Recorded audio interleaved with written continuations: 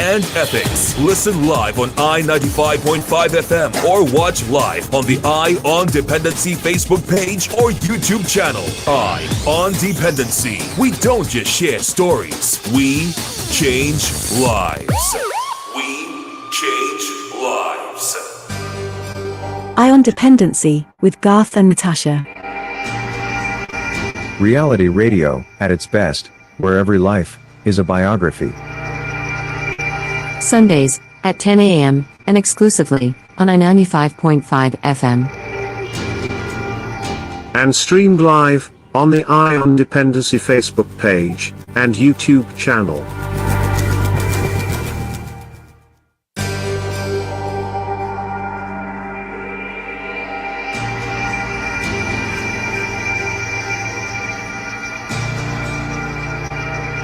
Good morning, Trinidad and Tobago, and welcome to Eye on Dependency right here on I-95.5 FM, live on the I-95.5 FM Facebook page and Dependency's Facebook page and YouTube channel. Good morning, Natasha. Good morning, and thank you for joining us again for part 3 of this very important conversation. And our special guest this morning did remark, while he was talking to Garth off air, that civilians like you and I are very important to this conversation, because it is us who the police is designed, trained, instructed to protect and serve. So our contribution to this conversation is very important.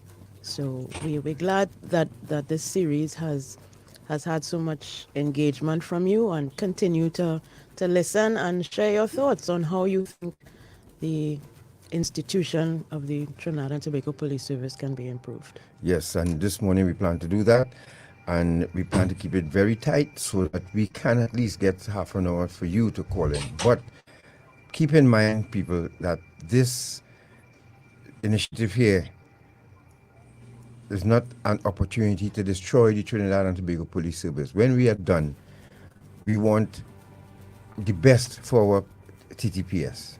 And this is the pathway to do it. Remember, the TTPS is not the military. Correct. This is a civilian or paramilitary organization that's geared to and interact with the citizenry every day. Yep. Remember, their job is not an easy one. Remember, they are also police officers and those who join the police service. We have a commissioner who has to oversee 7,000 plus people, men and women, and he cannot do it alone. And so we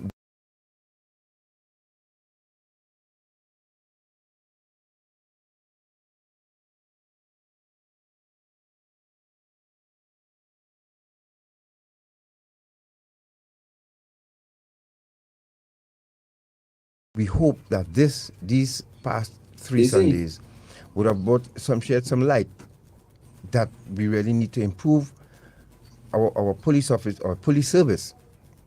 And we have 3 gentlemen, and I say 3 because we have a special guest this morning joining the cast, and this name was a household name in Trinidad and Tobago. Mr. Selman as head of the head of the special branch, and a lot of other areas that he would have served this country, all 28 years of service. Mr. Hayde, 25 years. Mr. Philbert, 43 years. So we have a lot of institutional knowledge here with us this morning, and we hope you all would appreciate. So the program would run very tight. As I said, we give our guests and we ask them to limit their contributions and responses to 3 minutes. If we want them to elaborate, we'll ask them to do that. As well, we have that good news segment session. We have a couple of videos to show you that we will comment on, and also the highlight for us, courtesy the communications unit of the TTPS, compliments WPC Johnson. I called her. She responded immediately, and she sent pictures of commissioners of police past to this date. From 1903 to present. 1903 to present.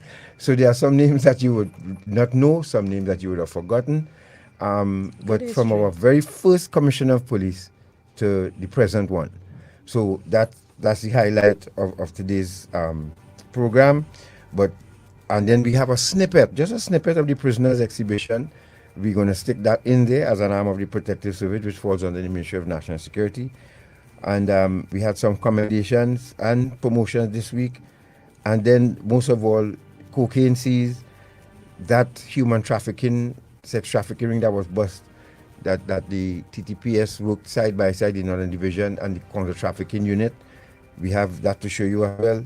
And again, to continue to make our case for body cameras, we have one.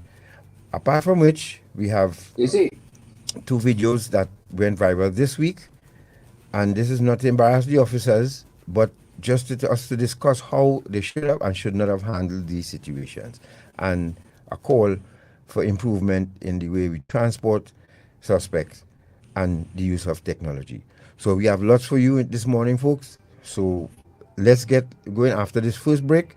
We come back when we return. We will introduce to you once again Mr. James Philbert, former Commissioner of Police, Mr. Wayne Hayde, and we have a big question from Mr. Hayde, and I will share his bio with you in its entirety this morning because I want you to see how qualified this young man is. And I refer to him as a young man, but I don't know when he found time to do anything else but study, because wow, his qualifications are 3 endless. pages, folks. 3 pages. This man has done a lot, and we should have never even let him leave Trinidad and Tobago, because this man is overqualified as far as I'm concerned for the post of commissioner. And of course, we have Mr. Lancelot Selman joining the conversation. So let's go to the quick break and we'll be back. Stay right there. Remember, you can find us on Dependency Facebook page and YouTube channel, also I95.5's Facebook page. Just click, and of course, we ask you to like and subscribe so that once we do what we're doing going forward, you'll be notified way in advance. Let's take that break. We'll be back.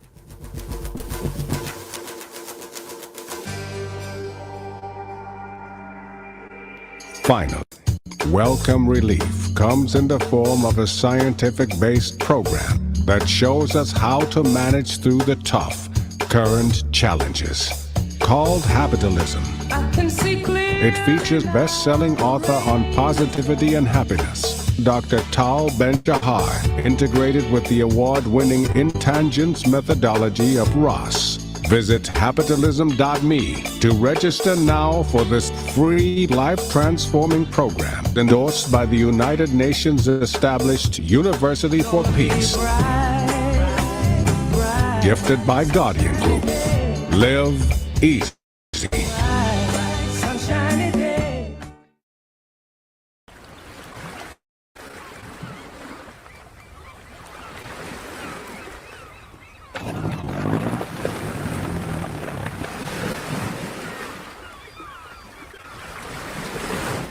Cappy, talk to you now, boy.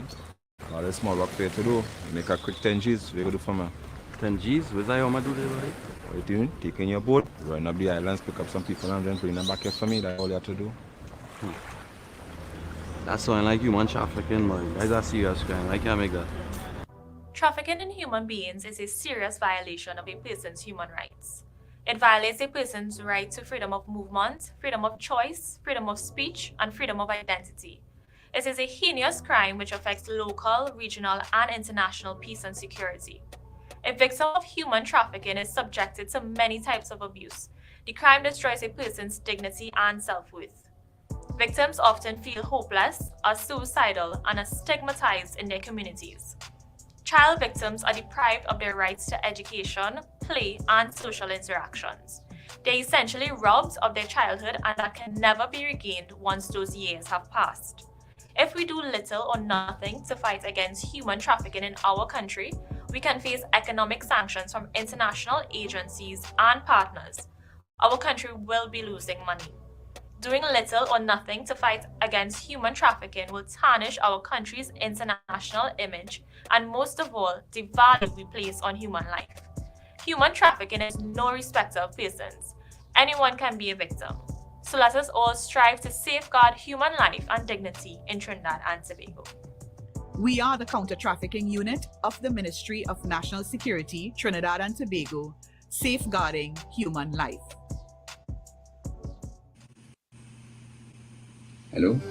On on Dependency with Garth and Natasha. Reality radio, at its best, where every You were life muted? is a biography. Sundays at 10 a.m. and exclusively on 95.5 FM. And streamed live on the Eye on Dependency Facebook page and YouTube channel.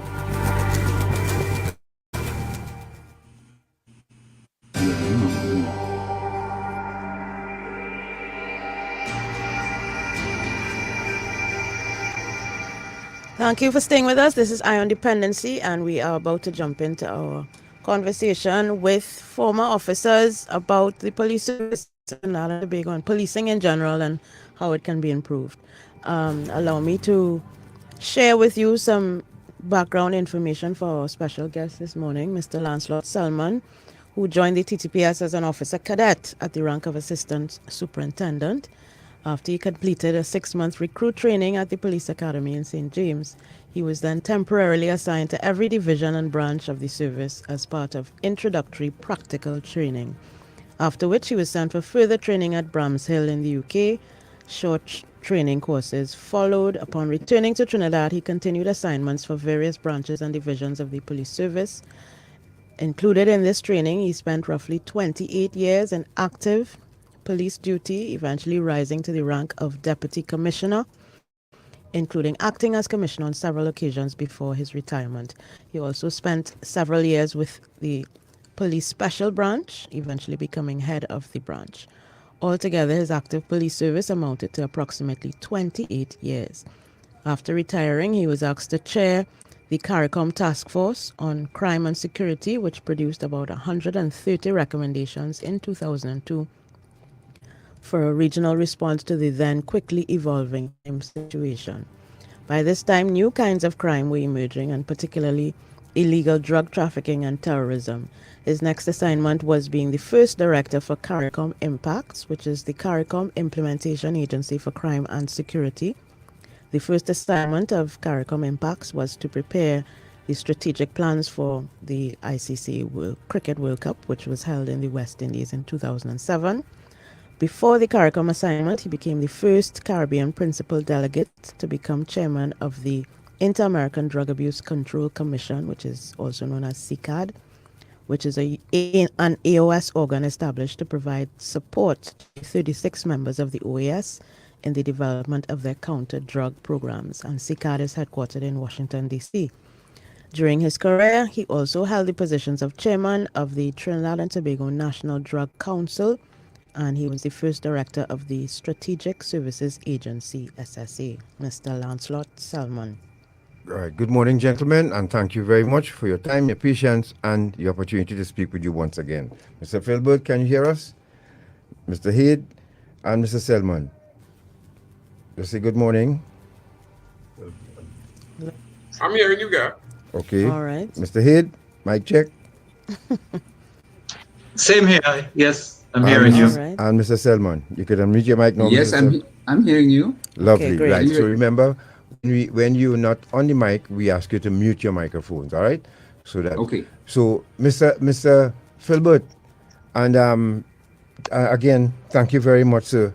And you wanted to make your complete your contribution by telling us about warrants and the different types of warrants and how warrants should be served properly in our country.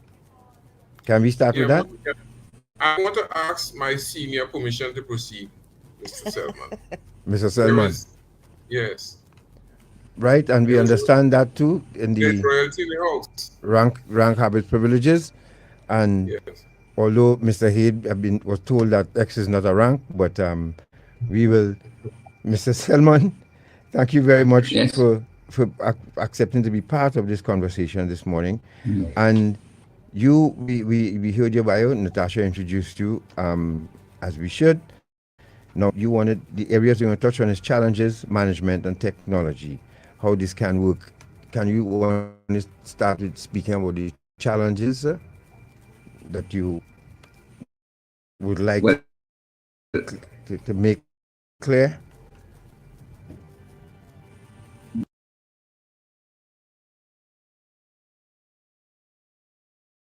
Well, thank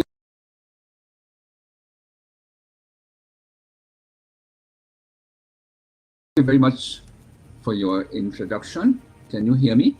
Loud and clear. Are you hearing viewers? What the first thing I would like to do is, because of the fact that we are just coming out and seeing the tail end of this pandemic, and that so many police officers have not made it in this life, I would just like to pay tribute and to extend my own condolences to the families of these officers who have not made it and have passed. I wanted to do that first of all. Thank you, sir. Now, our host said that we are here to talk about the police.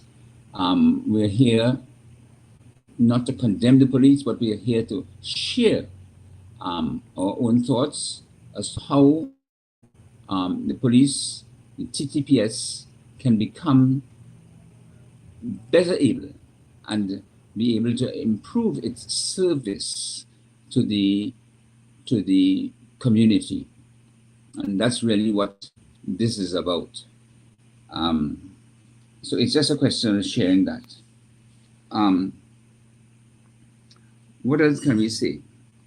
I think that we have to understand, and we are all clear that we are in very challenging times. So is the rest of the world as we come out of this pandemic. This is exacerbated by the war between Russia and Ukraine. So that there are a lot of issues that we have to do. We are in the process, whether we like it or not, of establishing and crafting a new world order based on these very serious incidents that have taken place.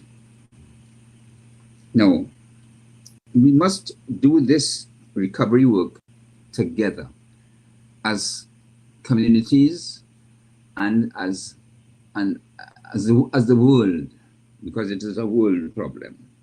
And therefore, we have challenges in the areas of health, in matters of economy, of security, and a whole range of other things that we have all to face. The thing is that as we do this, security is going to be very, very important. Without security, it's going to fall down. So therefore, we have to ensure that we do something about improving the security and the safety of the citizens of the country. Now, let me just touch on that for a while. I've heard figures quoted from time to time about the numbers of officers in the service, 7,000, 6,000, etc. Whether it's 7,000, whether it's 6,000, or whatever it may be, the fact of the matter is that an organization with 7,000 employees or officers is a huge organization, and with an organization as complex as it is dealing with this organization and managing this organization is where the big challenge comes. It's just not, it cannot be a one-man show at all. So, for example, we have heard recently that we are likely to be having a new commissioner soon. But this is not a one-man show. And what certainly I would hope is that what we have coming is a new leadership of the police service that includes a new commissioner and whoever is going to assist him, and what the team that is going to assist him in delivering that service to the community. That's what I would suggest. It's not going to be. It's not a one-man show. The other thing is, a number of things have changed. The nature of crime itself has changed. we have smuggling, human trafficking, human smuggling, identity theft, fraud, a range of other things. And we all know what they are. There's no need for me to repeat those things this morning. But in facing those issues, this is where the police are coming. Now, the police, in the first instance, in my view, are not the only organization that is responsible for the safety of people in this country. The control of crime is a matter not solely for the police, but also for everyone, and starting with a government will to have that happen. And it's going to be something that requires an all of government approach, because there is going to have to be, and we are talking this morning about the police, and I am a little reluctant. I have been reluctant to do that because I didn't want to perpetuate this whole idea that the security and the safety of the people of this country depends solely on the police. It depends on government, all of government and action. The government are the ones in the parliament that introduces legislation. The government has to set up institutions that will affect and touch on the business of safety and security of the country. It's not going to be a one-man show by any means. And therefore, the police really is a very key organization in the criminal justice system. And the fact of the matter is, let us be fair, let us be frank. Our criminal justice system at the moment is floundering. And if we look at the criminal justice system, we're talking about the courts, we're talking about the prisons. Those are the things that we are talking about. Those systems are floundering and really are in need of change. One of the things that struck me the other day is that, having come from as far back as I came, because I got into the police service somewhere on the cusp of what I call colonialism, and therefore for a few years whilst I was there, the colonial approach remained. The colonials had their specific objectives, they had their approach, and it worked for them, and it worked for us for a while. We have changed that, and we have changed it, in a serious way, so that if we look at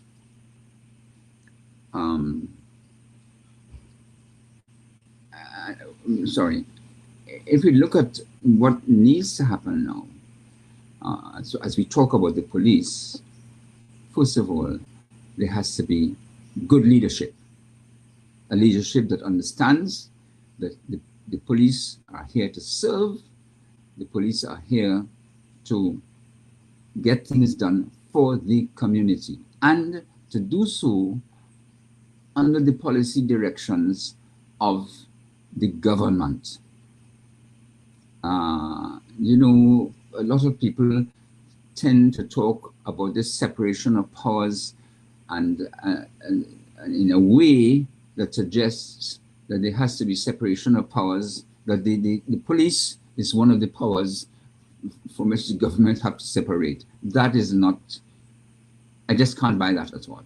As a matter of fact, people talk about the service commissions. In England, there is no service commission. In England, the police come under the Home Secretary, who's a politician. However, the number of things that happen that ensure that the Home Secretary does not interfere and does not unnecessarily, and to the detriment of the police, tinker with the police service. But there is no service commission there. So we have to what we have not yet done is to take this by, take this and grab this ball and say, we are going to change what we are doing from the colonial system to our system. What is it? What are the problems that we have here? What is going to work here?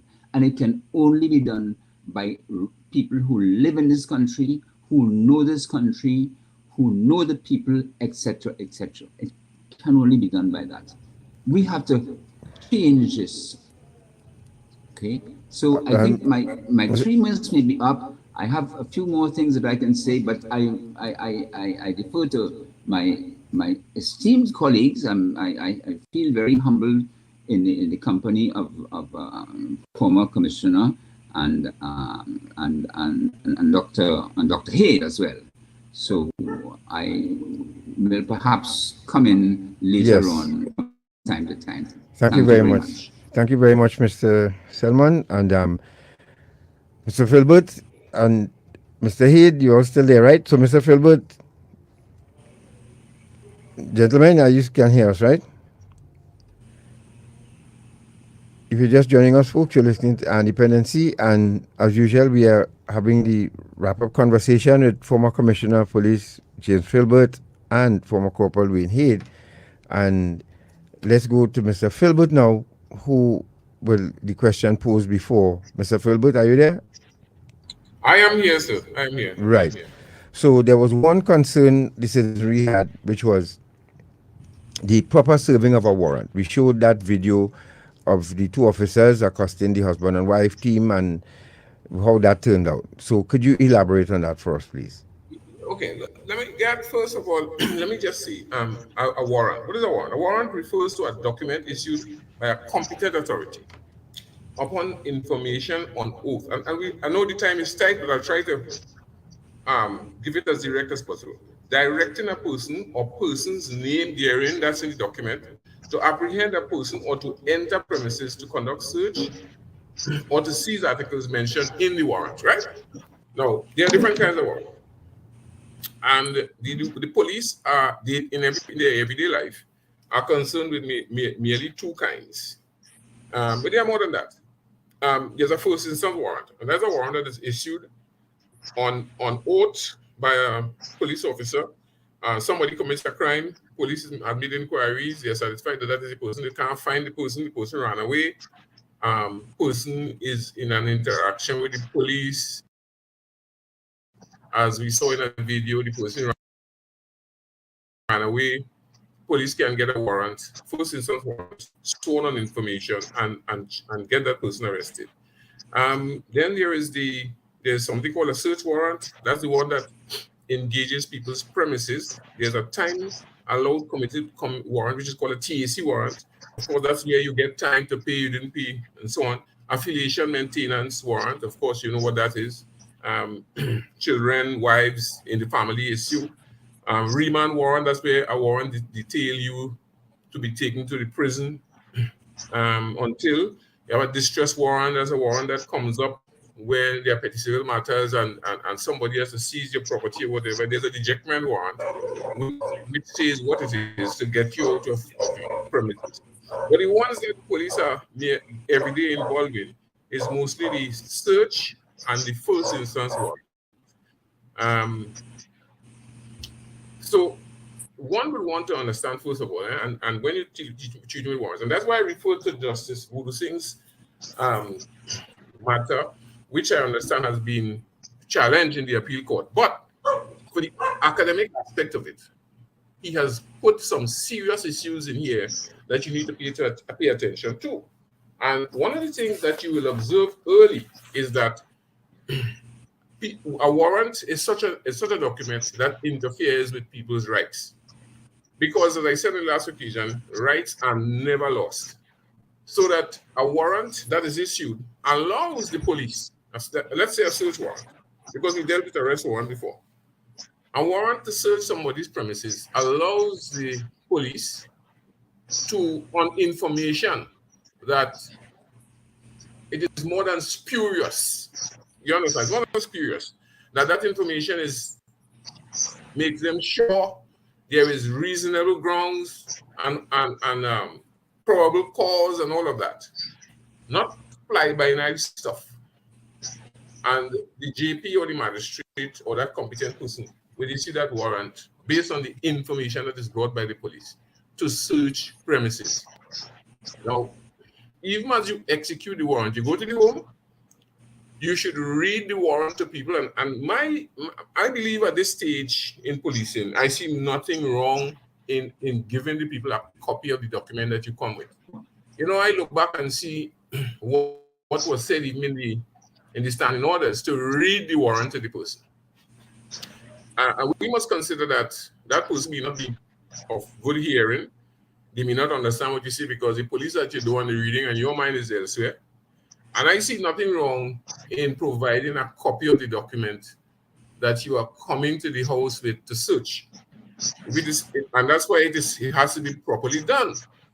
So having read the warrant or provided a copy to the person, they should understand the authority that you come with and allow you to search.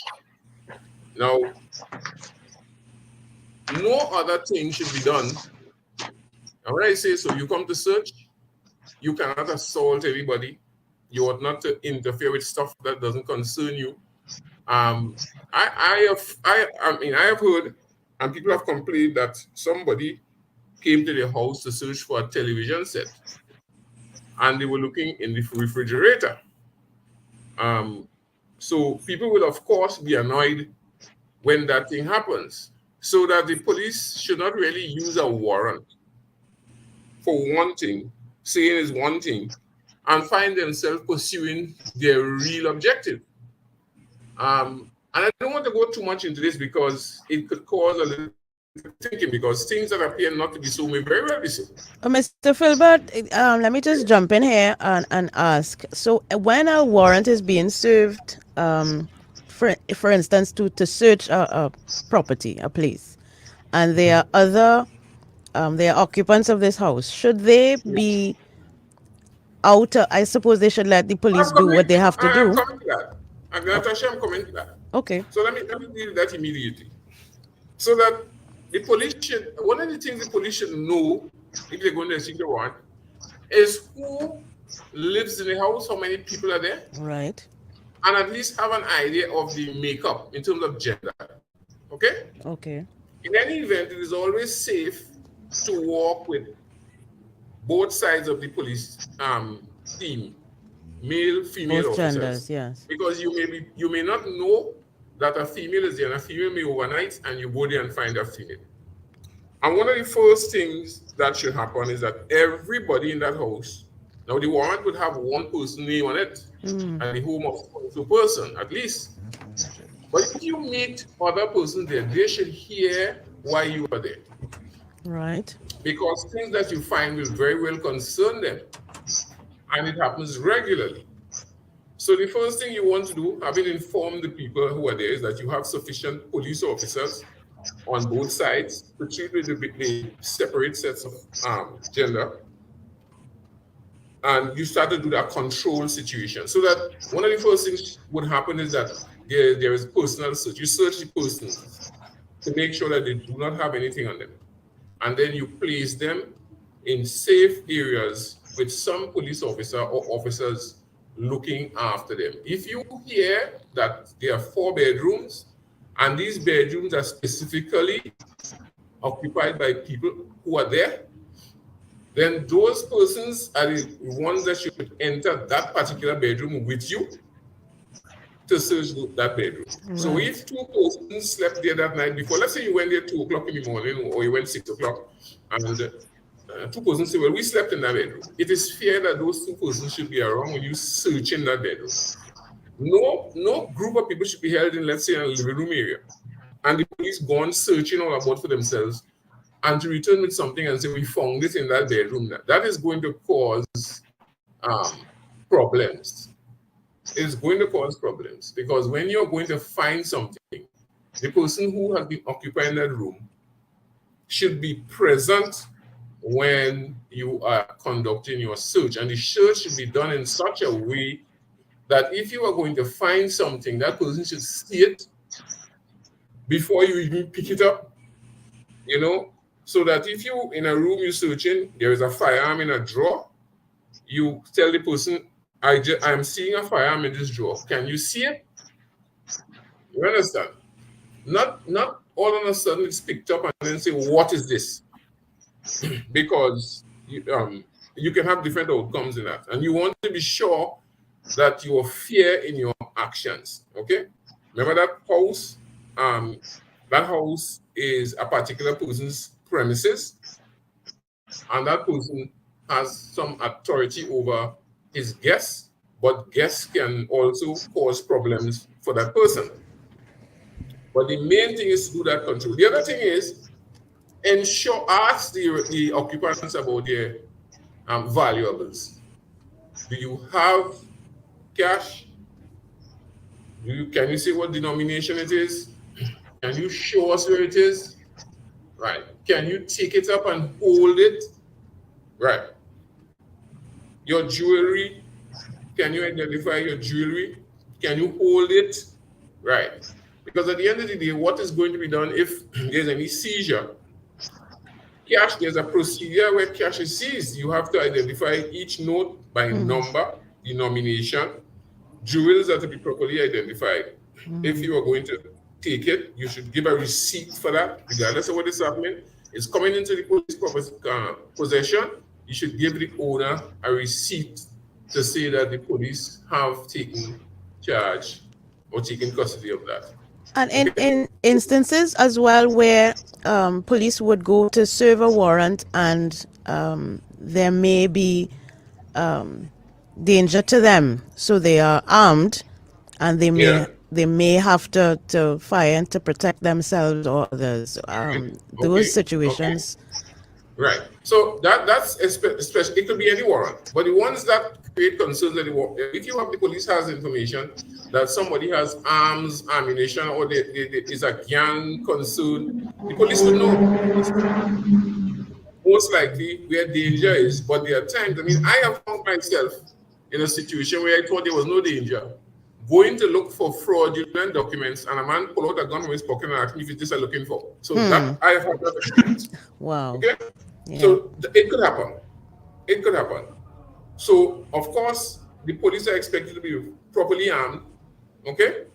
Well, I'm making a point that people who are doing searches, people who are going to do diligent searches, need not and should not be overly armed, because that will prevent them from doing what they have to do. There must be sufficient officers around with firearms of all levels to treat with a situation that comes up. And in executing search warrants, you have to be extremely vigilant, paying attention to the people, even though they are sitting in the living room, paying close attention to them while you search, because things can just blow up. Yes. You know, my experience tells me that. You are looking at a particular person and they become very uneasy, very, very uneasy. And you should take note of that and take some action before that person does something funny. All right? Remember, they know what they have in the house. You do not know what there is in the house. You are searching. Correct. Okay? So, Mr. Philbert, the bottom line is when you're going to warrant, it should be standard procedure to show the head of the home or the occupant, we have a warrant to search your premises, or we have a warrant for your arrest. They must, it is the proper procedure, or should be letting the individual see the warrant. Don't just flash a paper in front of them and walk in. Right. I think what was very the sort of care that was expressed in the past is that you don't want the person to scramble the warrant and eat it. You don't want that to happen. No. So that's why I'm saying give them a copy and I'll tell you why. And if you read, let them eat the copy if they want. Yeah, you will see that a warrant is not an administrative process, it is a judicial process. And therefore it lends itself for judicial review.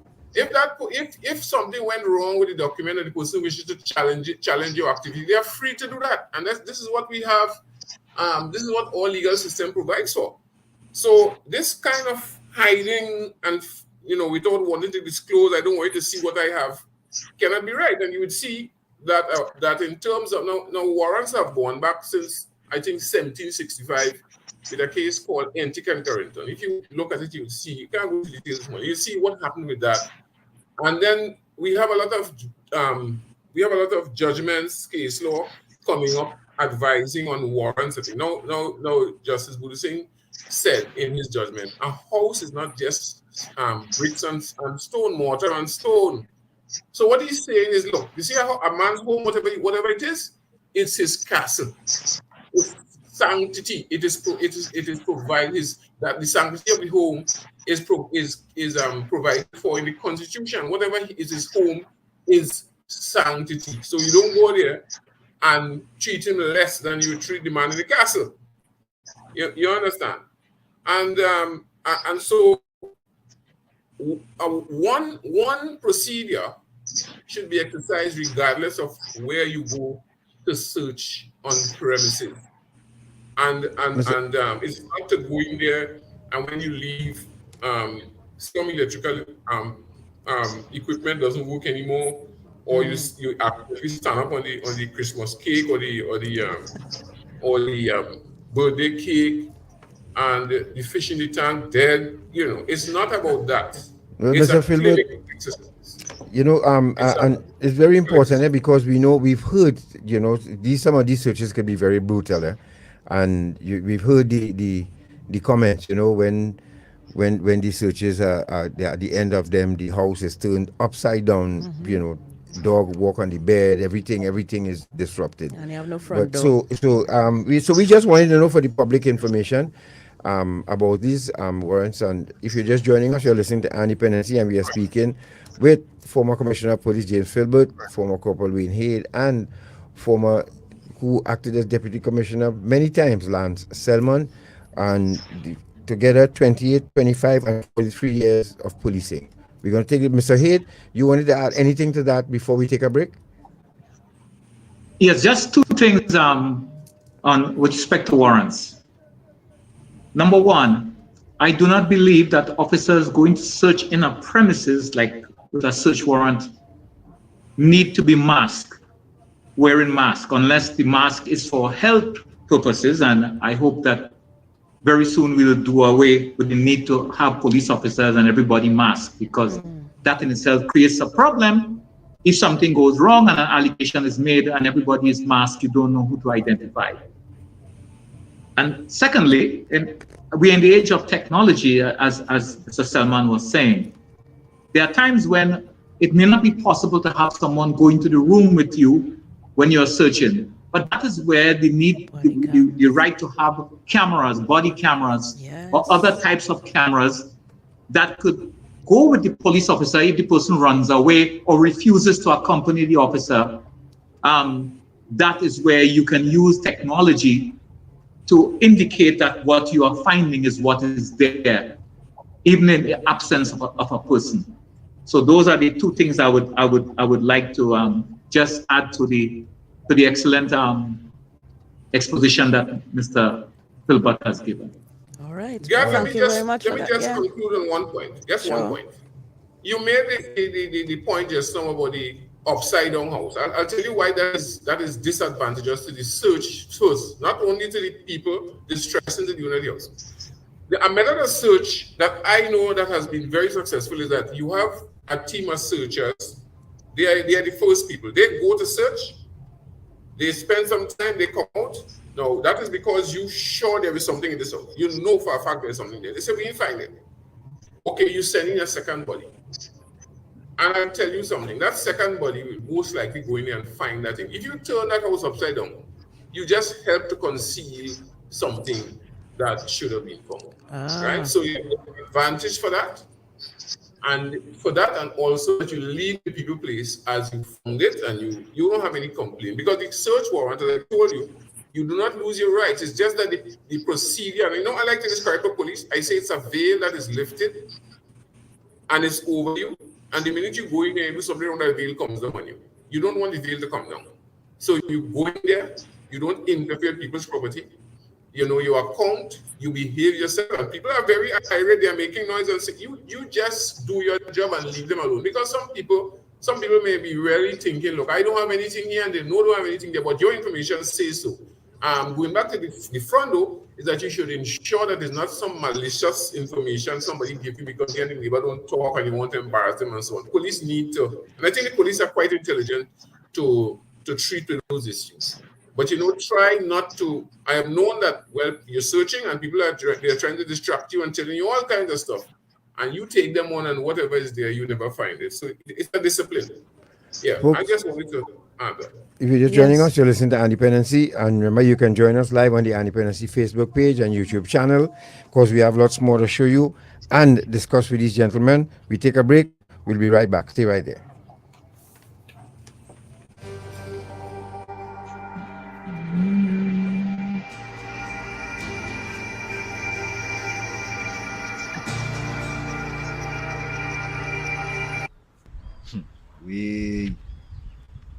The sex trafficking thing, that's serious thing in a way.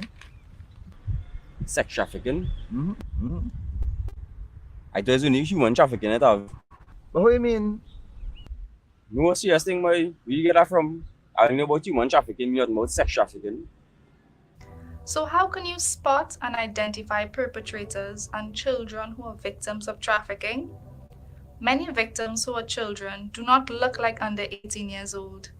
Child victims often move escorted around alone or in small groups. They also live in shared and even packed rooms and have very little clothing and belongings. Child victims are often seen with adults who are not their parents, their relatives, or their caregivers. Migrant children are often unaccompanied and separated from their parents. Child victims are often engaged in work that is not suitable for children. They are often deprived of their freedom to go to school, to play, and to enjoy being a child. Perpetrators have unexplained sources of income and possessions. They are businessmen and businesswomen running legitimate and illegitimate businesses. Perpetrators may appear to be the victim's friend, boyfriend, close relative, or employer. We are the counter-trafficking unit of the Ministry of National Security, Trinidad and Tobago, safeguarding human life. Finally, Welcome Relief comes in the form of a scientific-based program that shows us how to manage through the tough, current challenges. Called Habitalism. It features best-selling author on positivity and happiness, Dr. Tal Ben-Shahar, integrated with the award-winning Intangence methodology of Ross. Visit habitalism.me to register now for this free life-transforming program endorsed by the United Nations established University for Peace. Gifted by Guardian Group. Live easy.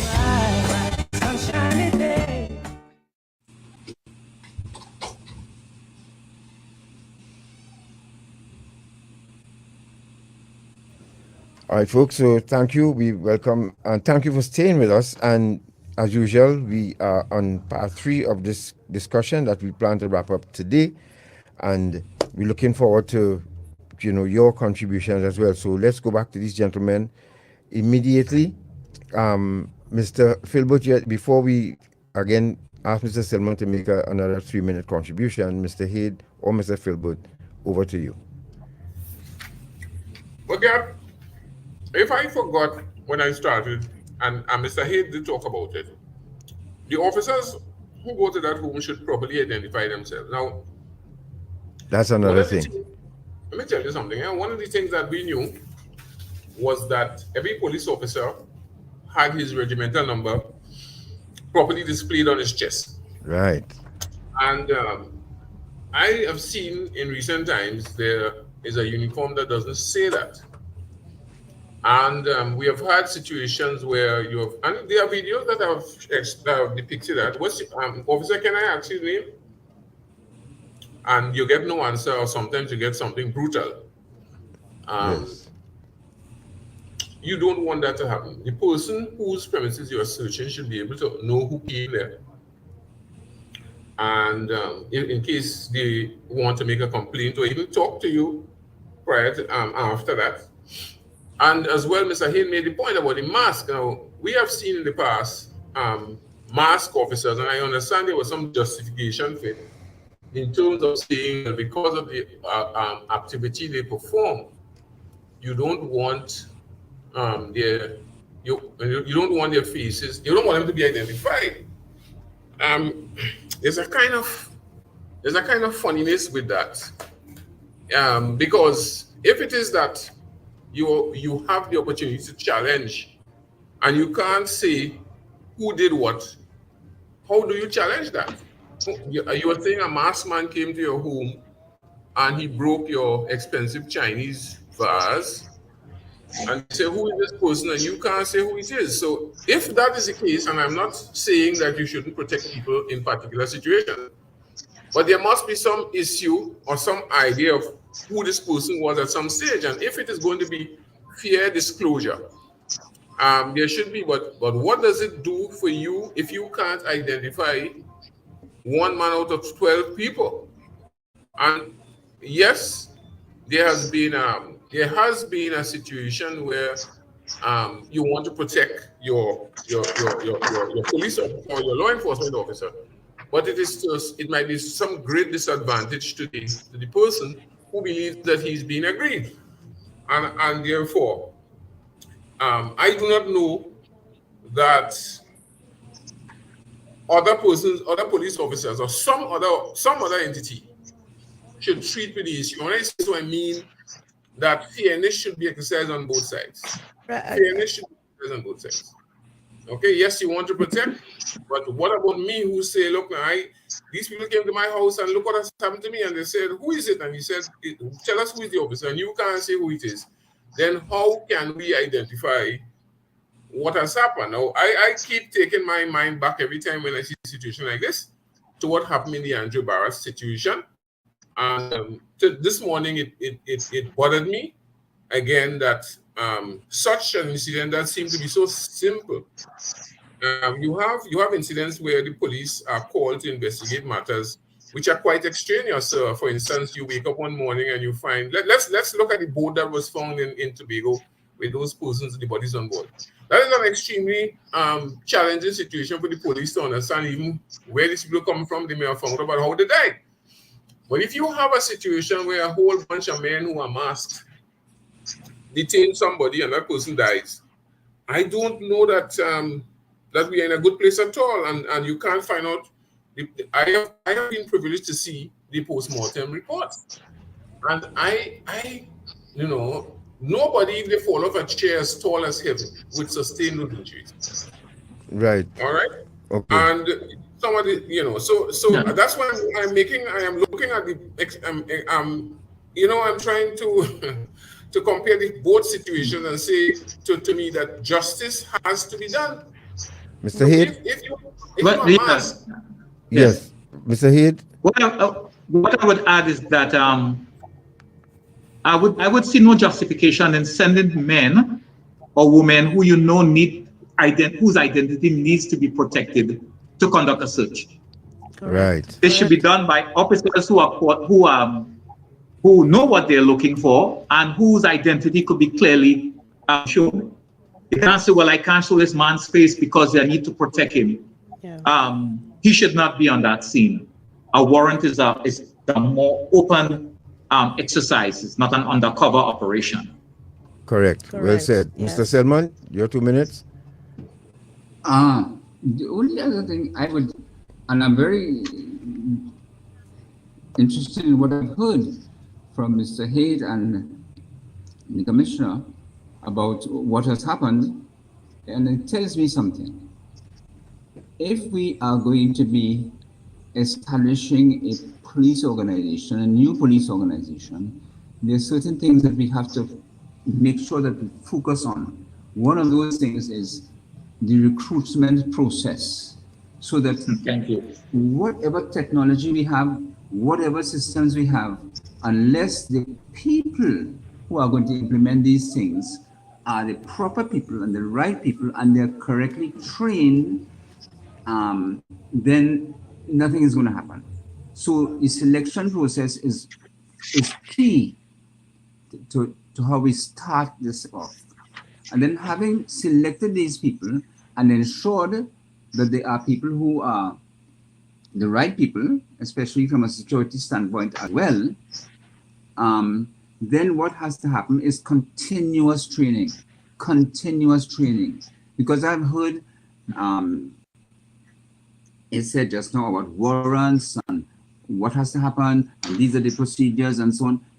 All of these things, if we are selecting people and we are training them properly in the academy, all of those things that were said would be said that they would know, because that would be part of their training. How do you serve a warrant, etc. So what are the rights of people? Those things need to be included in the police training college. And not only do you have initial training, but you have continuous training, so that people will come in, get it, and they will forget it, but it has to be repeated. So the important things have to be repeated. That's what I was saying. So that you select the right people, you train them continuously. And the third thing that I was going to say as well is that when a man or woman applies to go into the police service in a neighborhood, and they make an application, then somebody does a vetting and check to see, the bona fides of the person, etc. The point is, what also needs to happen is that there should be re-vetting of police officers from time to time, so that you come today and you are vetted and you are fine, but 5 years after that, you may have changed completely. You may have changed your whole view on things. Your family may have changed. Your financial situation may have, whatever it is, so that there needs to be a re-vetting of officers from time to time. And what happens now is that they get vetted once and that's it. So I think that these kinds of things are important, because when you're going to be managing a large organization, what you have to do is to put into place systems that are going to ensure that the objectives of the organization are met. Okay, if you do that, once you do that, there has to be supervision of that, and ensuring that those things that you want to have, those systems, are in fact taking place. Yes. Right. No, thank you very much, Mr. Selman. And folks, if you're just joining us, you listen to Independency, of course. So now gentlemen, I know you all wanted to present some solutions, medium and long term, short and medium term solutions. And we're going to get to that. And you're going to assist us when we show you this first video of a man threatening police officers. Now, as we put it, this here is not to embarrass the police officers, but to look at a situation that, let me just say, in this video here, I didn't mind. I would have supported the officer shooting this individual, honestly, because he was very belligerent. He was stupid enough to approach the officers with a weapon, and he got away with his life. And in any other jurisdiction or any other encounter with any other task force, let's say, for instance, he would not have gotten away with that. So let's and to preface it as well, this looks like it's after the scene of a car crash, an accident, a collision, right? So it seems as if the individual in question may have been the one who was bounced, let me say. So his level of anger and frustration obviously was not managed, and it is a difficult situation for police to manage. Only two of them, not armed. They're municipal police, we understand. So with all that in mind, let's watch this short clip, and you all can tell us what should have happened, what could have been done differently, and how this individual could have been but this is contained. what police officers encounter Yeah. when they go there. Let's go to it short, man.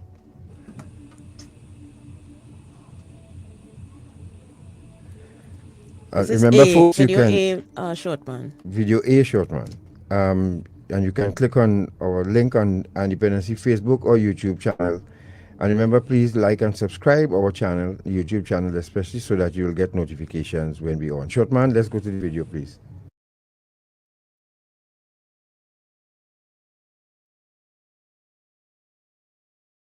Obscene language. Yes, but no, some citizens had to film this. This should have been captured on body camera. Yes. So look at the individual now approaching the police officer, for those of you on radio, and the officer has had time. a weapon in his hand. Yes, and I think the officer had time to give him at least 3 commands. Failure to obey these commands, then they would have had to apply medium to lethal force if they had a taser, but obviously he had no taser. And there he is pointing his hand up in the police officer's face. This was totally disrespectful of the officer. And he's being cursed while this is happening now. Cursing the officer too. I say these officers exercise too much patience with this individual. Extreme patience. Extreme patience. He had a weapon and they were justified in using force to stop him. Yeah. And he went after the occupant of the other vehicle first, and then went after the police, which is this is dangerous. He is threatening the lives of not only the other civilian, but the officers as well. Very dangerous. And I'm hoping that these type of videos will be used as training videos. Again, this is what body cameras do. So, Mr. Philbert, could you comment on this, please? 2 minutes. Yeah. Well, I am looking at this individual, and my first impression is this man is intoxicated. Right. Right. Because of several things. His gait, his manner of dress, and so on, right? Yeah. And I hear you say that these officers were municipal police officers. In the public's eye, once you wear the uniform, you expect it to be of a particular standard. And that's a mistake that we could make in terms of saying, well, he's not a real police. They should be trained enough to deal with this situation. There are 2 police officers. There is 1 individual.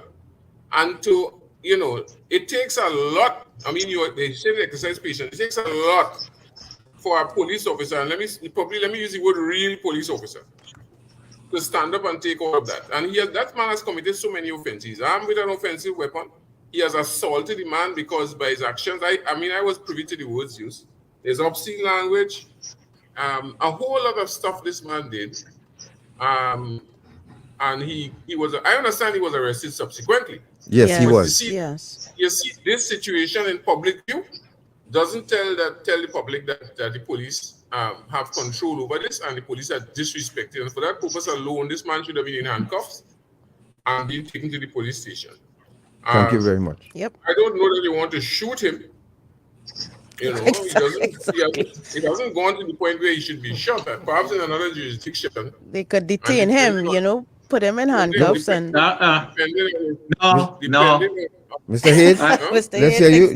You have your... Yes, Mr. Hayde, go ahead. I disagree with Mr. Philbert on this. I too. This is a case where someone is armed with an offensive weapon, making threats, and in a position to commit bodily harm or death on the police officer or another person. We have the police officers actually turning their backs on an armed man. Number 1, why were they not armed? You say they were not armed? Why not? One of them should be armed, and the person would be armed should give that person fair warning. You drop that weapon, no. You come forward another step, I will use lethal force, and I would have shot him. You could argue and say that he did nothing happen because they let him go.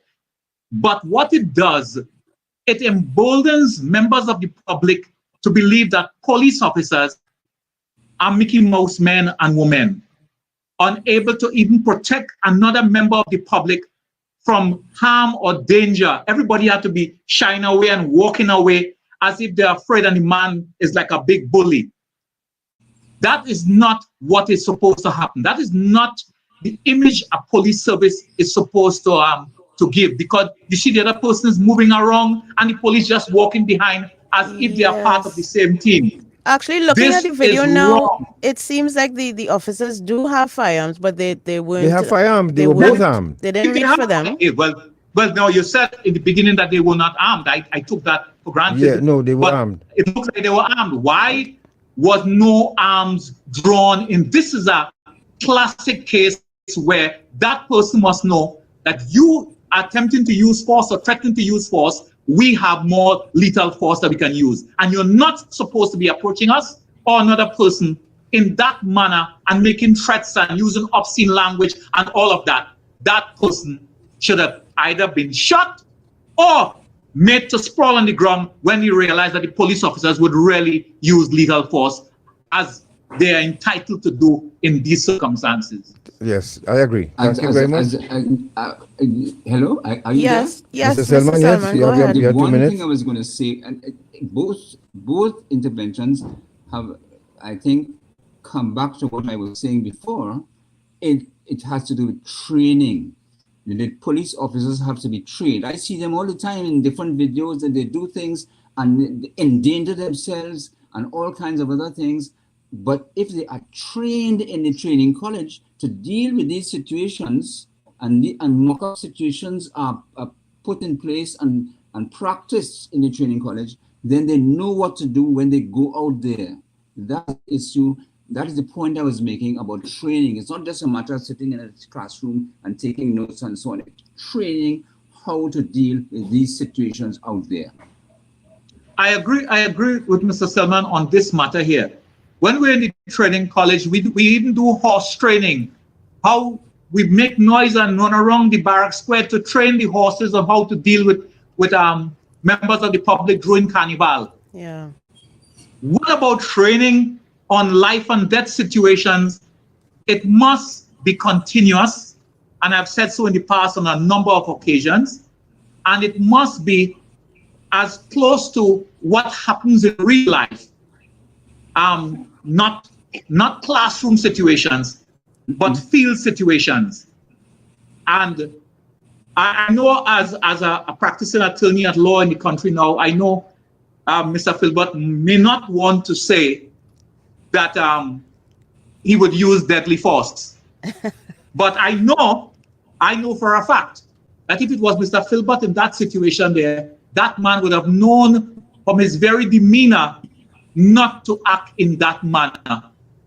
And it wouldn't have reached that stage because he would know that there are certain police officers, if you approach them in that manner, in that situation, what is likely to happen. Yeah. I want to agree with you in the sense of, and I'm looking. See, that's why I shied away from the shoot. I look at the demeanor of the police officers, and they seem not moved by the way this man is behaving at all, and to the point that one officer even turns his back on the man.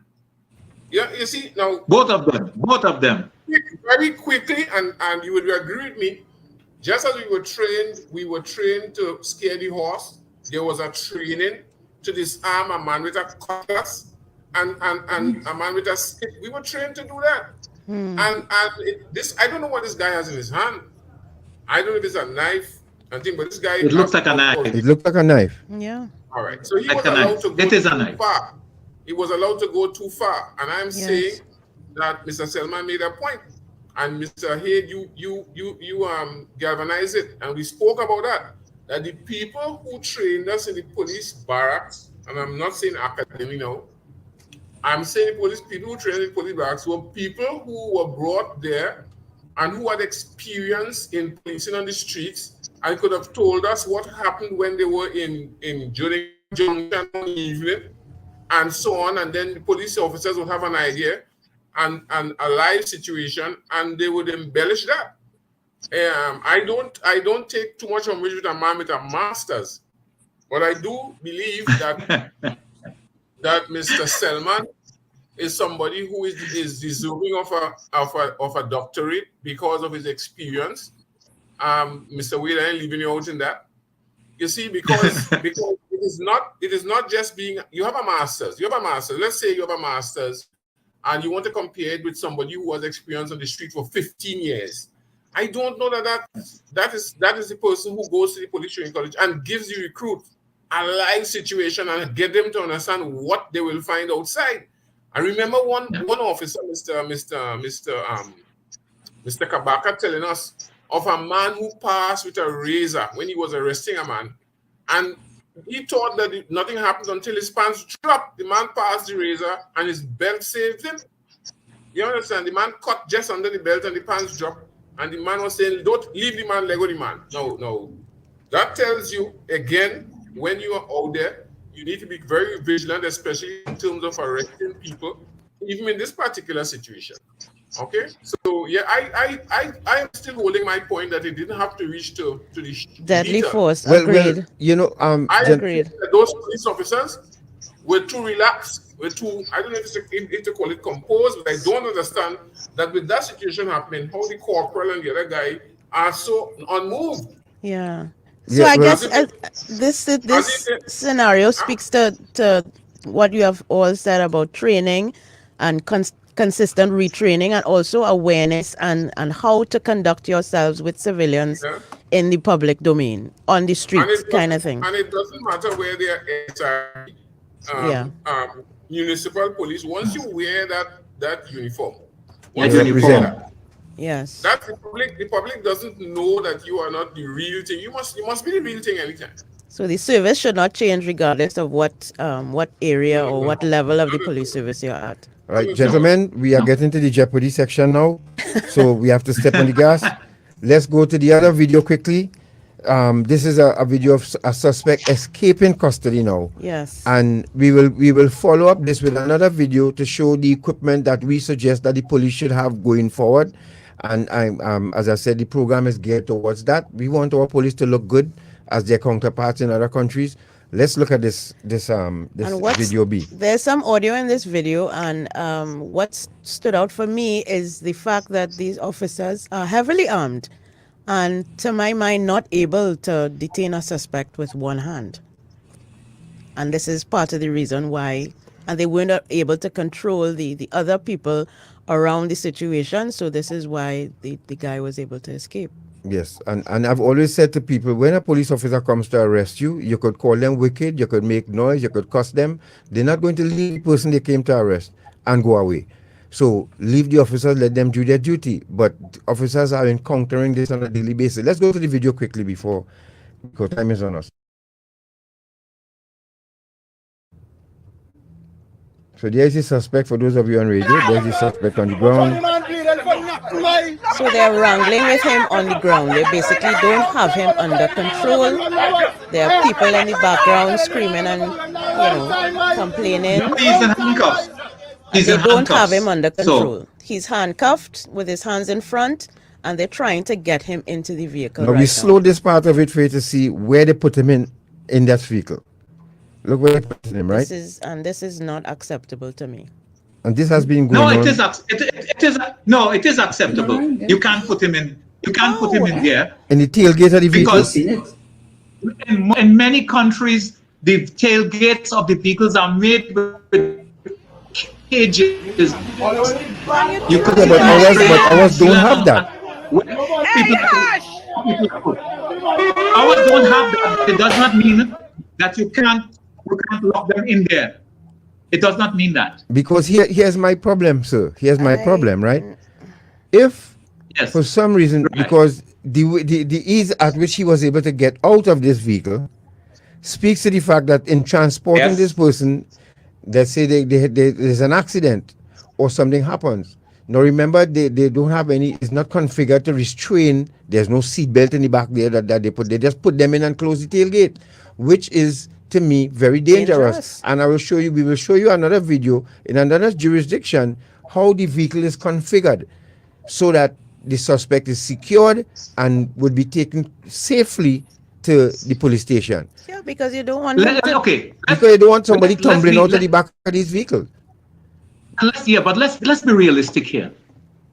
There are jurisdictions with all vehicles configured, or most vehicles configured in that way. But in a situation where the vehicle that you are in is not so configured, you have to make do with what you have. The point you are making about the person's security, they did not secure him properly in the vehicle. Right. The vehicle was not secured. There should be a police officer in the vehicle with him to ensure that he remains restrained even whilst in the vehicle, not just put him in the back there and close it and then move off. That, all of that, and you have the men with big guns and unable to do anything with one hand while they have these big guns. Correct. I'm not seeing, they have one appears to have a taser in his hand, but it's not being used. Correct. And people are bawling, you're too wicked, and literally coming up in the police faces and obstructing the performance of their duties. And what you're seeing here is the police officers are not verbalizing anything because they're so afraid of the cameras or the video that they're not saying, back off, you're obstructing me in my duty, you are committing a crime, you, and identify them. And then when I take that man to the station, we are getting warrants and coming back for the rest. There's an attitude in Trinidad now where everybody believes as soon as you say, he too wicked, he doing, he bleeding, leave him alone, he ain't do nothing. And they shout in the police faces, the police supposed to run away or let the person go. Yeah, I find that very ridiculous. Agreed. This is very dangerous for both parties. Because it's happening because the police officers are not acting as if the person is truly under arrest. If you think that the persons are going to be resisting, we should also have leg restraints. In many jurisdictions, they have leg restraints. So not only your hands are restrained, but your legs as well, so you can't run. And thirdly, you'll always hear the police say, back off, not another step, you're obstructing me. Because if the person is close enough to touch you or touch the prisoner, or obstructing your access to the vehicle and all of those are acts of obstructing a police officer in the execution of his duty. Right. And therefore, those persons showing up on video should come back and arrest all of them. I agree with that. And what about the shots fired that went after he escaped? This is a okay. Okay, let me deal with that.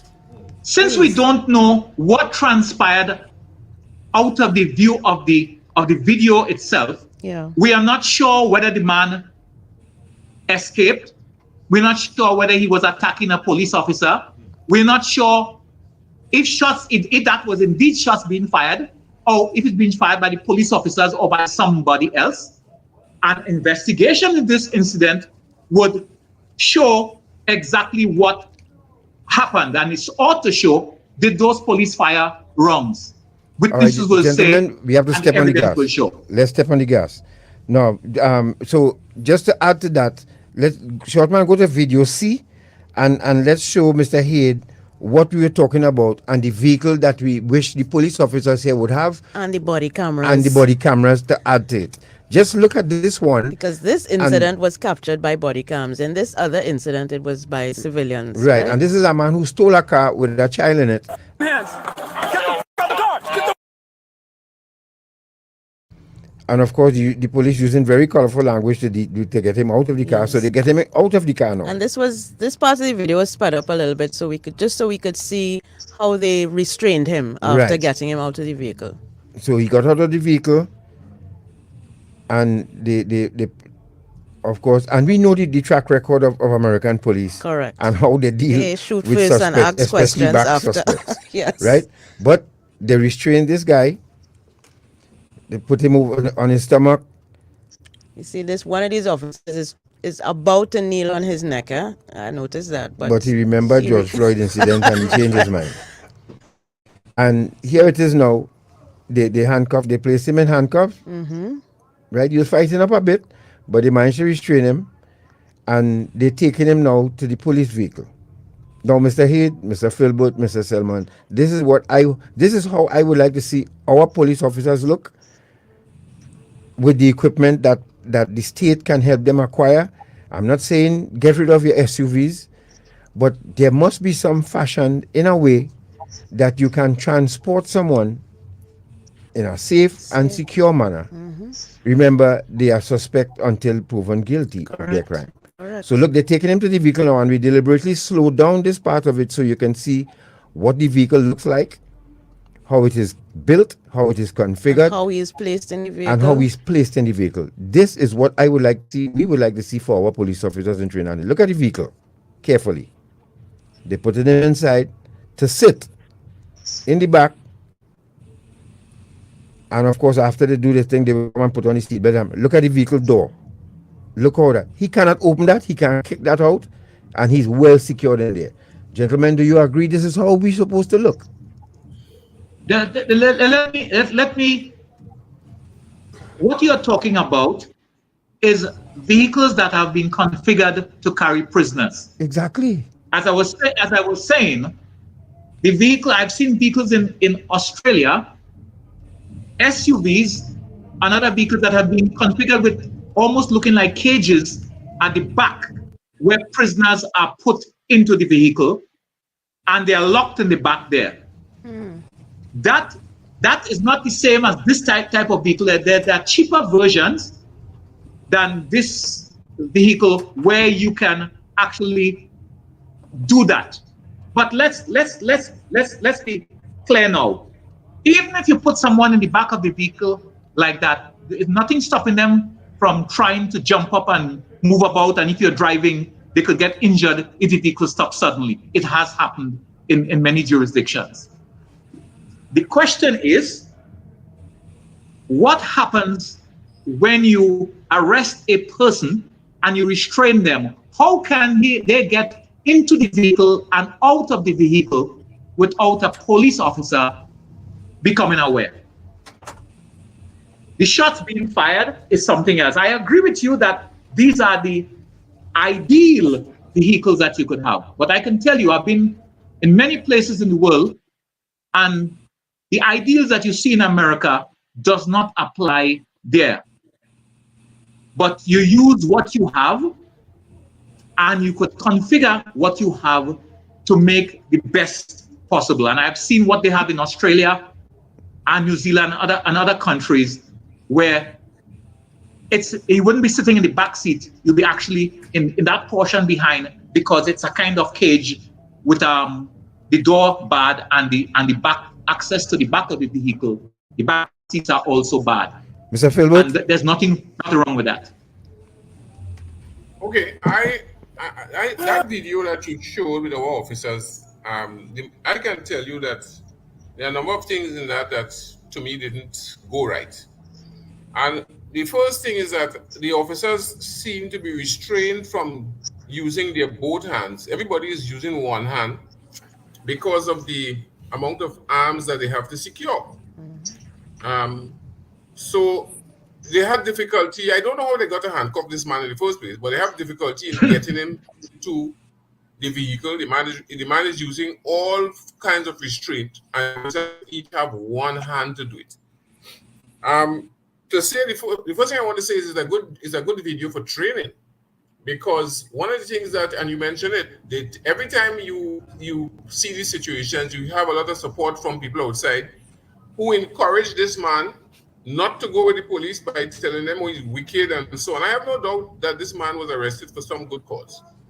Okay? And the determination of the police to carry him is one thing, but I don't think they had it right at all. They couldn't get him off the ground. It's one man, they couldn't get him off the ground. And you're putting him in the back of the vehicle. If it's that all you have, I don't appreciate the back of the vehicle for that. But what is happening, and if you're using the back of the vehicle, that man, when you put him in there, he shouldn't be able to come out.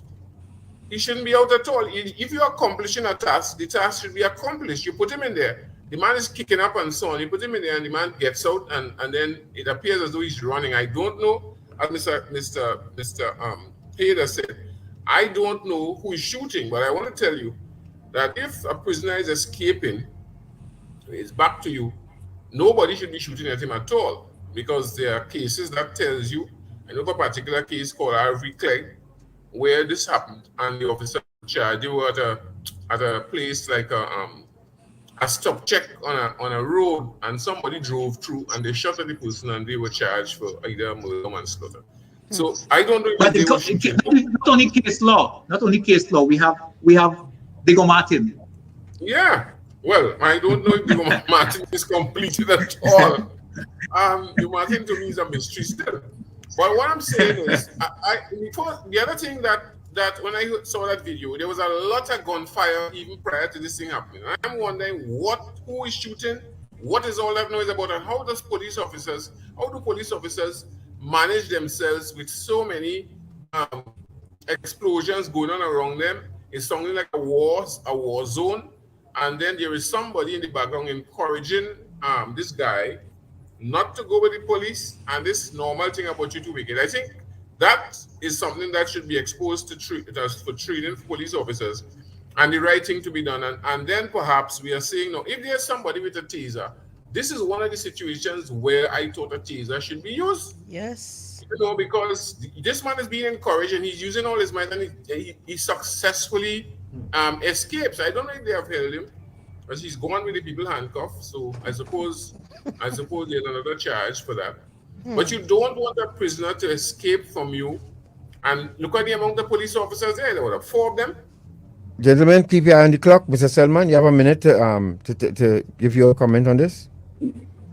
Well, my comments are just very simple, that it comes back to training again, and it comes to the issue as well that sometimes, very often, you just don't buy an SUV or any vehicle and put it there for the police as if it's for private use. A lot of these vehicles in other countries are specially altered for police work. You know, the bumpers are altered. Certain alterations are made to ensure that they are purpose fit for the police work, and that is what seems not to be happening there at all. And if you look at the US one, look at how swiftly they got him on the ground. Yeah. So again, it's a matter of training. You know, it's again a matter of how strong the police officers are. I don't know. Maybe they're not strong enough, but I mean, that is part of the. But to be fair, they were only working with one hand, you know, to restrain. Well, that raises the issue as to whether they have the correct weapon in the first place. Yes. If you're just joining us, you're listening to Dependency, and we are speaking with retired Commissioner James Philbert, retired Corporal Wayne Hayde, and retired Mr. Lance Selman. We're going to take a break. When we come back now, we're going to share some good news, because as you see, the time is running out on us again.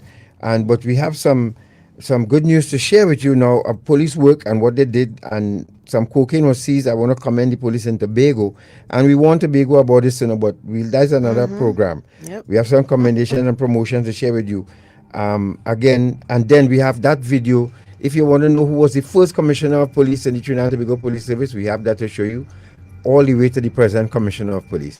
Let's take that break. We'll be right back. Stay right there. I want you to pay attention to one of the ads. This ad coming up here from the Counter Trafficking Unit of Trinidad and Tobago with regard to neighbors, because one of the commendations we want to share this morning is the suspects who are arrested for that sex trafficking ring. And you know, it's amazing that it happened right under people's noses and nobody noticed. We'll be back.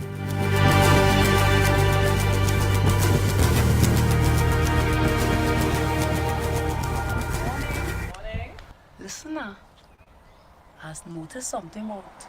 Them new people and them up the road. Where's that? Girl, the man that is passing up and down in front of here with a set of woman. I really noticed some woman living there, you know. And they can't even say as much as good morning. Well, listen now, I wonder if it's human trafficking. You think it's that? So, how can you spot and identify perpetrators and victims of trafficking? Many victims are found living and working together in the same place and sleep in shared, inappropriate spaces. Victims work excessively long hours. They often sleep in the daytime and work long nights. They are often escorted everywhere they go and may appear to be malnourished. They may show signs of physical abuse, drug and alcohol use, and may also appear withdrawn, fearful, or intimidated. Victims who are migrants are often not in possession of their identity or immigration documents and have irregular immigration status. Perpetrators can be male or female and may appear to be managing or controlling the victims. And they may even at times appear to be the victim's best friend, boyfriend, or employer. We are the counter-trafficking unit of the Ministry of National Security, Trinidad and Tobago, safeguarding human life. Finally, Welcome Relief comes in the form of a scientific-based program that shows us how to manage through the tough, current challenges. Called Habitalism. It features best-selling author on positivity and happiness, Dr. Tal Ben-Shahar, integrated with the award-winning Intangence methodology of Ross. Visit habitalism.me to register now for this free life-transforming program endorsed by the United Nations established University for Peace. Gifted by Guardian Group. Live easy.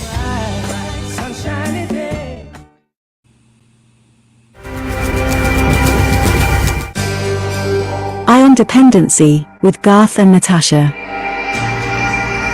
Reality radio, at its best, where every life is a biography. Sundays at 10 a.m. and exclusively on 95.5 FM. And streamed live on Eye on Dependency Facebook page and YouTube channel.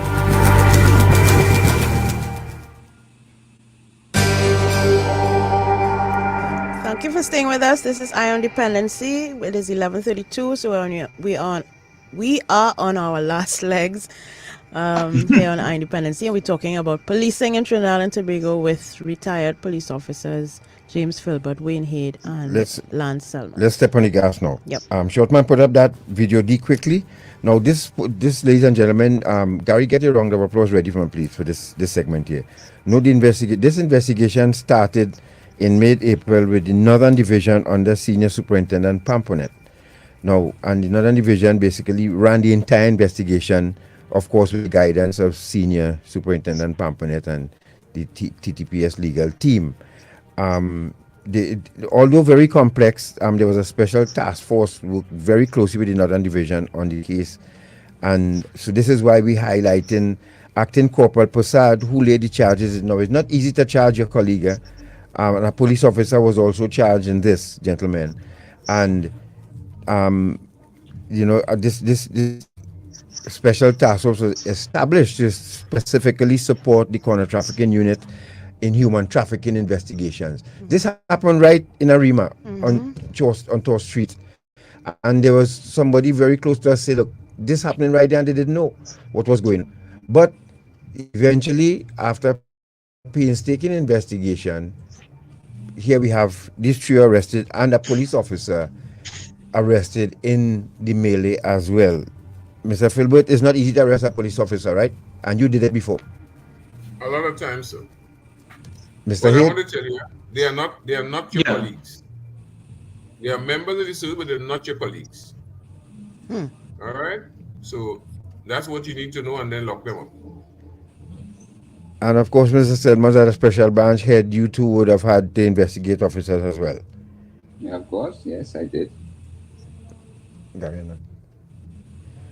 I did, of course. Right, yes. As I said, I know it's not easy to arrest a colleague, but what you have to do.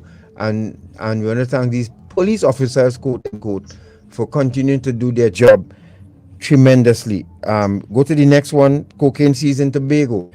This is another one, folks, that I'm very proud of the police in Tobago for putting down this bust here and seizing. So, gentlemen, at least we have police. All police officers are working, They have some of them really, really, really hitting the ground running every single day.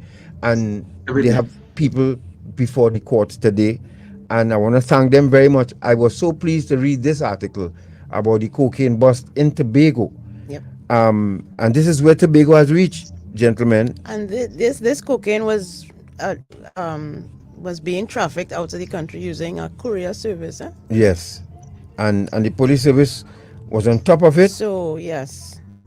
And we want to thank.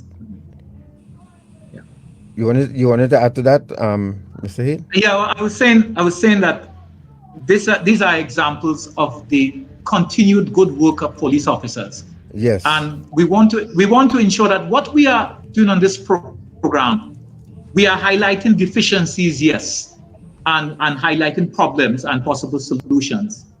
This should not be interpreted as being some sort of indictment against the vast majority of police officers who are hardworking and who try to do their best every single day. Transnational. Now, to me, what is sorry. I'm saying, to me, what is important here as well is not just the detection of crime and arrest of individuals. There has been some fall off in recent times of police officers failing to attend court, failing to secure evidence against loss. Those things of that type will in the end might allow perpetrators to escape justice. So justice doesn't end once the person is in handcuffs. It ends when the matter goes to court and is adjudicated in one way or another. And it's important that police officers don't lose sight of that. And it's important that the police service, the commissioner, not only give rewards to police officers for engage in the actual arrest and detention, but also officers who go to court and successfully prosecute cases. We have to highlight that and make sure that they receive rewards continuously, and that might encourage other officers to go to court as well. Transnational drug trade takes a hit as over 500,000 worth of cocaine seized in Tobago, and 3 men were detained.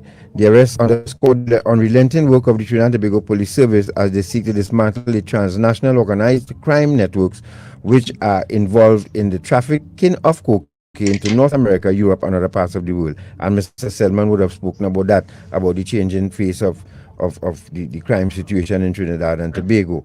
And so we just wanted to highlight that, and we want to congratulate these officers. Commendations. Let's go to photo F, short man, quickly. Because, yes, hold on with the applause, Gary. Hold on. This week I attended the annual Inmate Art Exhibition at Nalis, and I thought I'd share with you the image F, short man. We're looking at image F now with some the officers. Yes, with the officers who got promoted this week. Promoted and commended. Yes, and here they promoted and commended, and we want to congratulate them on a great job that they and keep doing the work that you're doing. 3 sergeants promoted to inspectors, 13 officers received commendations, and the executive of Trinidad and Tobago Police Service recognized the hard work of dedication of 13 officers that was during this week. And Acting Commissioner McDonald Jacob presented instruments of appointment to Woman Police Sergeant Alison Joseph, Sergeant Brian Daniel, and Eric Nutt in recognition of their promotion to the rank of inspector. Wow, well done. Folks, Gary, the applause button now. Again. Yes, give them the applause, please. Well done, police officers. I want to join and say well deserved, and I've been following the success of the police service. And just as Mr. Hayde said, we are asking them to tighten the screws and the nuts. You understand? Not this nut who just promoted. I know him, he's an excellent. There was a brother he had who worked with us in Homicide. I don't know where he is. But we are saying, look, fix this thing. The discipline, the vigilance, discipline, the integrity, and you're going to get more results. You're going to get results. That strategic situation that the commissioner and his men have put together with that gang thing, and I think it's a nice initiative, and it will bring more fruits. We support that 100%. Right. We know the bad eggs, and I'm telling you, I don't call them colleagues because I've had an opportunity to deal with a whole lot of them in some trying situations, and they are dangerous people to the organization. They should never look at it. Yes, true. Just one thing I wanted to say is that I agree entirely with what has just been said about that. And the fact of the matter is, when we talk about discipline, most of the time we think of punishment. Discipline is not only punishment. Yes. Discipline is also rewarding the people who are doing the right thing. Yes. That's Well said. That's important. Yeah. Well said. All right, so let's go. We just want to take the prison service in here, folks, before we do the parade of the commissioners. The prison service folks, we want to put in a word for them. Remember the exhibition going on still. quickly just run that video. It's just a few seconds. Short man, gentlemen, look at the work of some prisoners. Some of them, Mr. Philbert, you might have arrested and charged during your time because some of them doing some real long time. So, short man, where are you going with this? Short man, you should. Short man, video F. The video with the prison. Video G, sorry. Mission. Short man, we are trying to get you a copy this morning. Or what? Oh my goodness. Video G. But sorry, the exhibition. Short man trying to. The exhibition. The exhibition. Yeah. Yes, please. Short So man. we're gonna get it right. This is just part of some of our educational work that we do, that Garth does with young people, and so we try to This give week them I information attended the about annual Inmate Art Exhibition at Nallis, and I thought I'd share with you a little bit about it. So the opening ceremony included addresses from the Commissioner of Prisons and the Minister of National Security, as well as performances by the inmates themselves. And after that, we got to view the art. The theme was Prison, Real and Imagine, the transformative power of art in corrections. And let me tell you, the artwork was so amazing. They even framed the pieces themselves. I just love that the inmates have an opportunity to use their talents, and when they do get out, they have a way of making income. And I recommend everyone go and visit. It's in the National Library, and it's open 9 to 5 p.m. daily. Yes, folks. So, gentlemen, we just thought we would have, thank you for indulging us, for giving a plug to the prison. Service, yes. Now, Mr. Hayde, we have a big question for you. Mr. Philbert and Mr. Selman, you will tell us if this man should take the plunge again. But first, before we do that, Shopman, go to video H. Let's see the commissioners of police who were, and Mr. Hayde, you could think about it in the meantime. Would you reapply for commissioner of police again? Let's go to this parade here first, from the very first commissioner of police in Trinidad and Tobago to present.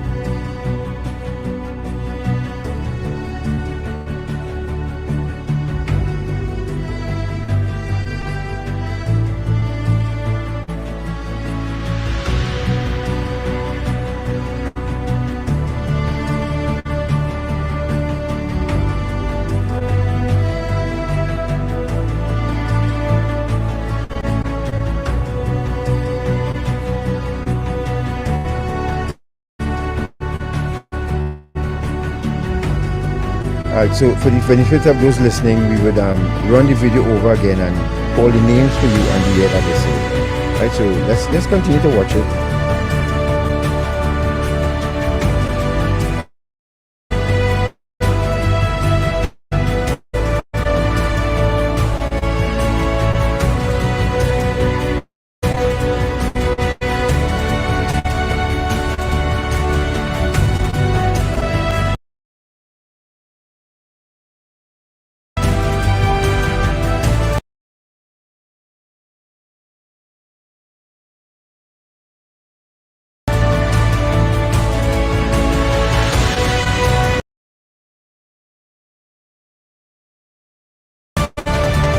more time so that we could share with the radio audience what we're seeing on our screens and the names of the commissioners. Yes, so the names of the commissioners from day one to now, and I understand the first commissioner was actually in alright, let's go. Corporal Herbert EJ. Colonel. Oh gosh, I'm going fast, boy. What's up, man? Yeah, let's slow that down. Colonel George, 1916 to 1960. Colonel Arthur S. Mabragodata, 1931 to 1938. Colonel Walter A. Muller, 1938 to 1948. Colonel Eric H. Fairfax, 1949 to 1962. George T.W. Carr, 1962 to 1966. James James Porter Reed, 1966 to 1970. Francis E. Bernard, 1970 to 1973. First Black Commissioner, Claude Anthony May, 1973 to 78. The Roaring 70s. Randolph U. Burroughs, 1978 to 1987. Louis Rodriguez, 1987 to 1990. Jules Bernard, 1990 to 1996. Noor Mohammed, 1997 to 98. And we have Hilton Guy, 1998 to 2003. Robert Snodd, 2003 to 2004. Trevor Paul. So Trevor Paul, 2004 to 2007. And our very own James Philbert, 2007 to 2010. Just pause it right here, short man. Pause a minute. Pause. I want you to Mr. Philbert's face here. And somebody described Mr. Philbert as fierce when they saw this picture. But let's go. Gary Griffith, 2018 to 2021. And Steve Williams.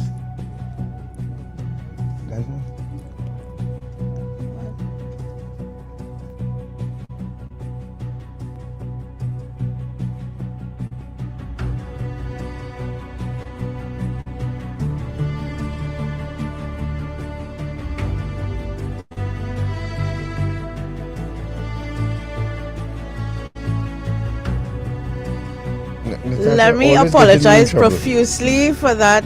McDonald J. is the current commissioner. That is my error. Let me apologize on behalf of. But you want to hear something interesting? Do you want to hear something interesting? Let me tell you a little interesting on this. Yeah. I'm glad you all put all the pictures there. The pictures also appear in police headquarters on the 6th floor. But in the past, before Gary Griffith came into office, and this is something in his favor, a previous commissioner made a decision that persons who were acting in the substantive post, not acting when somebody's on leave, acting in the substantive post when there was no commission, actually properly acting, would not be put up on the wall. And I saw it and it annoyed me. And one of the things I did is to send a message to Gary Griffith, asking him that he fix that injustice. And as a result of that, he did it almost immediately. And that's how Mr. James Philbert's name and picture appears on that wall, correctly and rightly so, and Stephen Williams. Okay. And at the time when Stephen Williams was acting commissioner, he refused to put it up. Gary Griffith did, and that is to his credit. All right. Well, thank you very much for that, Mr. Hayde. Mr. Philbert, you have a comment? Sorry. Yeah, I just want to say that if you are saying that I acted from 2007 to 10, they owe me money. They have a year money too. Actually, I thought it was from 2008 to 2010. I wanted to leave the records there, but I want my money. Mr. Selman? Nothing to say. My photo is not there. Oh, Lord. Yes, and his picture is not there. And yeah, you're right. But Hayde, quickly, as you see, we don't want the credits to roll while we're speaking. Ladies and gentlemen, this man has 3 pages of work that he's done. And let me just, Master of Conflict Resolution and Peace Building, MCR ongoing, Kampala International University, Uganda. National Certificate of Qualification, University of Ottawa, Canada, Canadian Law School Equivalency. Doctor of Business Administration, and this is California, Southern University, California, USA. Master of Commercial Law, that is Deakin University, New South Wales, Australia. Master of Science, John Jay College of Criminal Justice, New York, USA, specialization, Security and Protection Management. Legal Education Certificate, Hugh Wardin Law School, Trinidad and Tobago. Bachelor of Laws, University of London. Bachelor of Arts, University of the West Indies. Diplomas and Certificate, Advanced Mediation Certificate, University of Windsor, Toronto, Canada. Certificate of Mediation, University of Southern California, United States. Correspondence Course in Arbitration, ADI Institute of Canada, Toronto. Certificate of Training in United Nations Peace Support Operations, Columbia University, New York, United States. specialized training courses, internal controls and fraud investigation, prevention, managing risks in organizations, leadership development program, advanced security in the field, integrity awareness, conflict management and negotiation. Listen to his employment history: chief conduct and discipline, UN, Cyprus, Italy, Israel, Lebanon, Syria. Chief conduct and discipline on behalf of the UN, Ethiopia, Kenya, Somalia, Sudan, Uganda. Policy analyst, UN, DFS, New York. Prosecutor and advisor to Prosecutor General, UN, Timor. Training advisor, police, UN, Timor. Legal administrative officer. Legal officer, police issues, UN, in Timor. Legal advisor to police commissioner, UN, in Timor. Witness support officer, UN International Criminal Tribunal for Rwanda. And well, of course, you know, he was the president of Trinidad, the first president of the Trinidad and Tobago Police Service Social and Welfare Association. Mr. Hayde, I can't read anymore because we run out of time. Would you reapply for Commissioner of Police? The advertisement was put out, albeit on page 44 of The Guardian in the sports section, but... On the sports section, yeah. Yes. It tells you something about... it tells you something of the importance or lack thereof of the post, that is where, at this time, it would appear. Look, and the first time I appeared, I applied, the service commissioner at the time went to seek outside legal advice to disqualify me because I was 60 years of age. And I could have challenged it then. I didn't challenge it in court. I'm older now. I don't know. I haven't really sat down and decided whether I'm going to apply. I didn't apply the last time when this fiasco came up again. But as Mr. Selman was saying, it does not matter who the commissioner is per se. You need a strong leader, and I believe I'm a strong leader. My history would say so, but it's an element of teamwork. And I'm surprised that the Police Service Commission has not gone ahead to ensure that all posts are filled, all the deputy commissioners' posts and all the assistant commissioners' posts, because the executive of the service is supposed to be marching to the beat of the same drum. And without that, there will be a serious problem in terms of whatever leader is there. I haven't given it enough thought yet. I don't know if I will. I don't know if I want to give up my nice, comfortable life for that. But additionally, we have to understand that Mr. Selman made the point, and I have been making it for months now. As Mr. Philbert knows, we talk all the time. There's a government role in helping the police service. And that gun violence that we have in the country cannot and will not be addressed alone by the police. We have to look at the anemic efforts of the judiciary, where cases take a long time, where cases seem to go to die. And we need to have, in my opinion, mandatory sentences for gun offenses. We need to have expedited trials and particular kinds of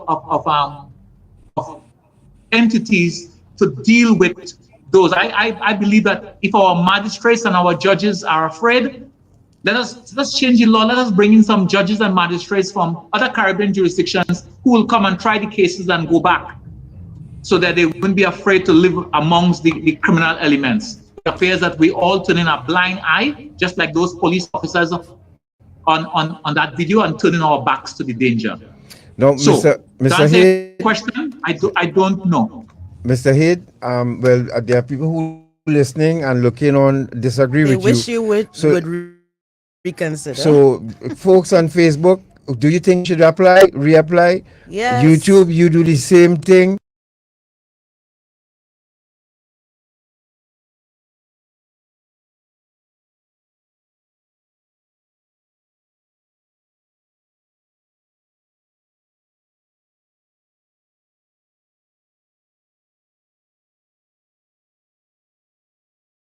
Mr. Philbert, let's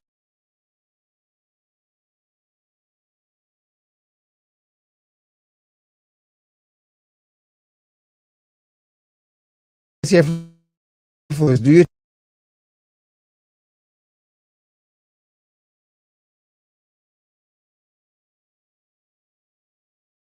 think Mr. H should give it a shot again?